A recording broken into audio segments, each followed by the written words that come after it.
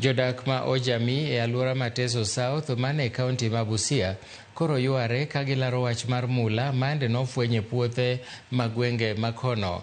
Kunyo mar mula no sani dhi nyime otieno godichieng' kaluoro bende nitiere ni udi buora nyalo sienyore kaluore gi kunyo makamano madhi heo fut 200 e bwo udi ma oganda odakie.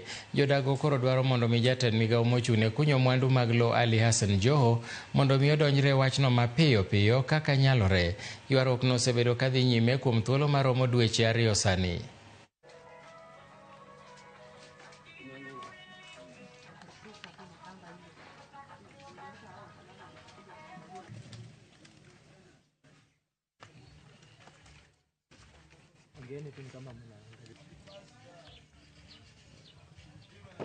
Ile vita wanavyonipiga mahali hapa.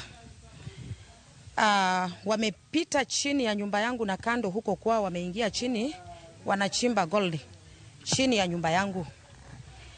Na nimekimbia kwa serikali. Serikali imejaribu kukuja kuwazuia, bado tu wamekataa, wanaendelea kuchimba. So niliona ile jambo nzuri ni ile nieleze serikali iweze kunisaidia. Iliweza kupatikana nyumbani, gold iliweza kupatikana. But maisha yangu haiko sawa kabisa. Familia inanisumbua sana, wananisumbua. Walinitishia maisha, ilikuwa tarehe 5 mwezi wa 7 saa 2 usiku. Kulikuwa watu 3 waliweza kuweza kuniambia, ndugu ya baba zangu ndio waliweza kuniambia kama baba yangu alikuwa na kifua na sai ako chini. Kifua yangu ni nini?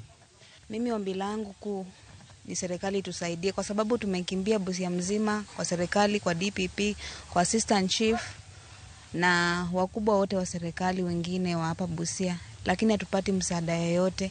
Na nyumba yetu huko chini imechimbwa, baba zetu wanatutishia maisha. Mamangu amehangaika Nairobi kufulia watu, kufanya kazi ya hustle mpaka vile tumesoma mpaka tumemaliza form 4.